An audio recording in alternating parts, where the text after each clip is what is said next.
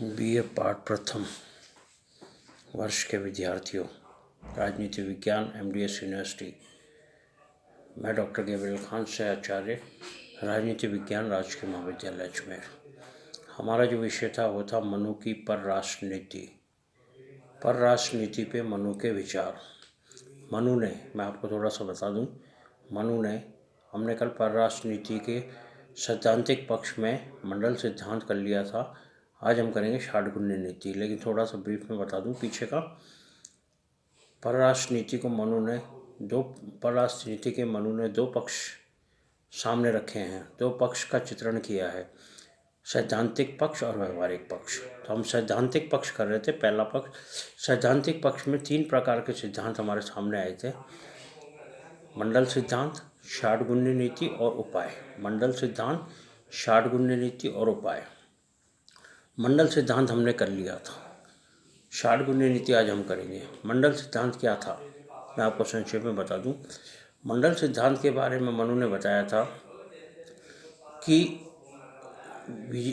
विजिगीषु राजा जो है, विजय चाहने वाला या सफलता का इच्छुक, वो इस मंडल सिद्धांत का केंद्र बिंदु है। राष्ट्रमंडल के 12 सदस्य बताए गए हैं, 12 राज्य सदस्य बताए गए हैं मनु के अनुसार, और राज्य के 4 प्रकार बताए गए। राज्य के 4 प्रकार: मित्र, शत्रु, मध्यम और उदासीन। मित्र कौन सा था? जिन राज्यों के सीमाएं परस्पर मिलती है वो मनु के अनुसार शत्रु राज्य होता है। जिन राज्यों की सीमाएं परस्पर मिल रही है वो शत्रु राज्य है। जिस राज्य की सीमा शत्रु राज्य से मिल रही है वो मनु के अनुसार मित्र राज्य है। जिस राज्य की सीमाएं शत्रु और मित्र दोनों से मिल रही है वो मनु के अनुसार मध्यम राज्य है। और जिस राज्य की सीमाएं इन तीनों में से किसी से नहीं मिल रही है वो मनु के अनुसार उदासीन राज्य। तो ये मंडल सिद्धांत था। आज हम आएंगे षाटगुण्य नीति।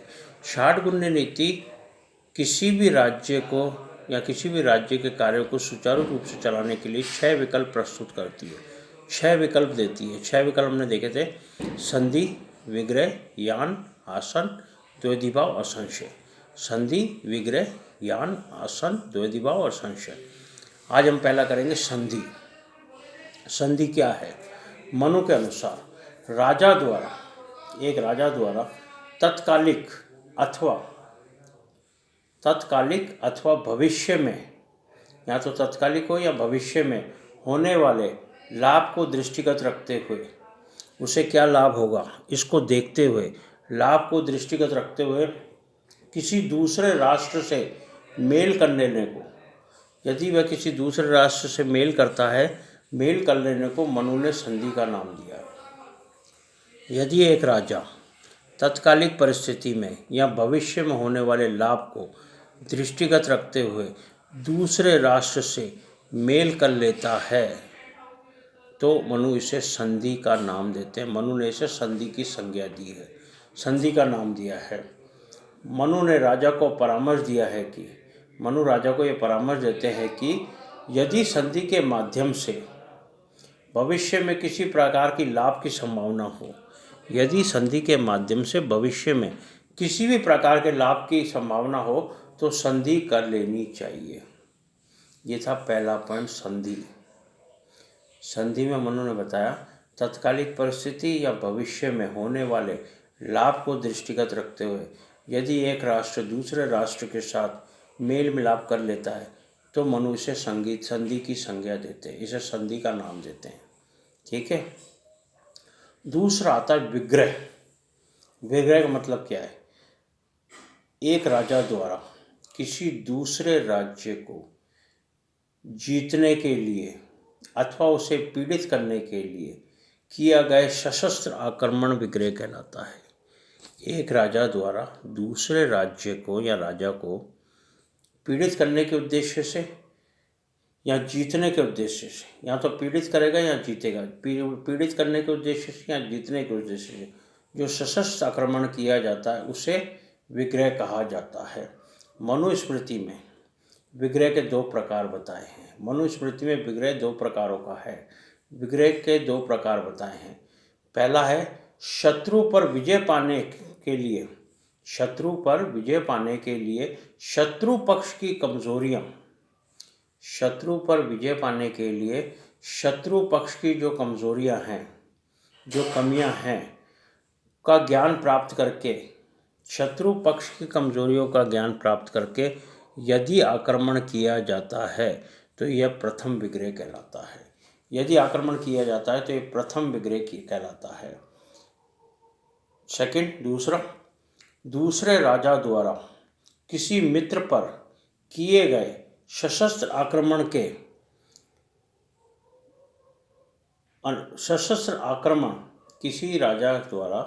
किसी राजा द्वारा दूसरे राज्य, किसी मित्र पर, एक राजा का जो मित्र है उस पर यदि कोई आक्रमण होता है तो उसके विरोध में किया गया सशस्त्र आक्रमण द्वितीय विग्रह कहलाता है। दूसरे राजा द्वारा मित्र के पर किए गए आक्रमण के प्रतिकार में किया गया विग्रह दूसरा विग्रह कहलाता है, द्वितीय विग्रह कहलाता है। तो विग्रह दो प्रकार के हो गए। विग्रह क्या है? पहले विग्रह क्या है? किसी राजा द्वारा दूसरे राज्य को जीतने या पीड़ित करने के उद्देश्य से किया गया सशस्त्र आक्रमण विग्रह कहलाता है। इसमें दो प्रकार बताएं। प्रथम विग्रह क्या है? प्रथम विग्रह है कि दूसरे राजा की कमजोरियों का ज्ञान प्राप्त करके यदि आक्रमण किया जाता है तो ये प्रथम विग्रह कहलाता है। और दूसरा विग्रह क्या है?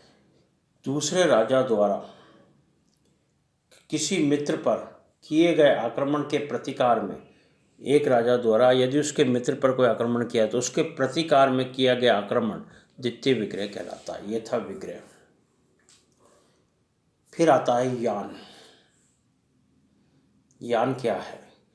विजय की इच्छा से, विजय पाने की इच्छा से एवं शत्रु को पीड़ित करने के उद्देश्य से, विजय पाने की इच्छा से एवं शत्रु को पीड़ित करने के उद्देश्य से एक राज्य द्वारा दूसरे राज्य पर किया जाने वाला आक्रमण यान कहलाता है। एक राज्य द्वारा दूसरे राज्य पर यदि आक्रमण किया गया तो यह यान कहलाता है। यदि समर्थ जो राज्य समर्थ है, यदि समर्थ राज्य शत्रु को किसी आपत्ति में देखकर, समर्थ राज्य जो है वो यदि शत्रु को किसी आपत्ति में ग्रस्त देखकर, किसी आपत्ति में फंसा हुआ शत्रु किसी आपत्ति में ग्रस्त देखकर उस पर आक्रमण करता है, उस पर यदि आक्रमण करता है तो यह मनु के अनुसार प्रथम यान कहलाता है। किसी आपत्ति में फंसा हुआ है उस पर यदि आक्रमण किया जाता है एक राज्य द्वारा तो यह प्रथम यान कहलाता है। यदि आक्रमणकर्ता राज्य जो आक्रमण कर रहा है, यदि आक्रमणकर्ता राज्य स्वयं समर्थ ना हो, स्वयं वो समर्थ ना हो और अपने मित्र की सहायता लेकर आक्रमण करे तो इसे मनु द्वितीय यान का नाम दिया। इसे मनु ने द्वितीय यान का नाम दिया। यदि एक राज्य खुद समर्थ ना हो और मित्र की सहायता लेकर दूसरे राज्य पर आक्रमण करे तो यह द्वितीय यान कहलाता है। तो यान क्या हुआ? विजय की इच्छा से या शत्रु को पीड़ित करने के उद्देश्य से किया गया सशस्त्र आक्रमण यान कहलाता है। यान भी दो प्रकार के होते हैं। पहला यान क्या है? यदि एक राज्य दूसरे राज्य को आपत्ति में ग्रस्त देखकर आक्रमण करता है तो यह प्रथम यान कहलाता है। यदि राज्य अपने मित्र की सहायता लेकर आक्रमण करता है तो ये द्वितीय यान कहलाता है। ठीक है, ये हो गया यान। अब आता है आसन। चौथा आसन। आसन क्या है? राज्य द्वारा आक्रमण के स्थान पर, या राज्य आक्रमण नहीं कर रहा है, राज्य द्वारा आक्रमण के स्थान पर उपेक्षा धारण कर युद्ध की प्रतीक्षा करना।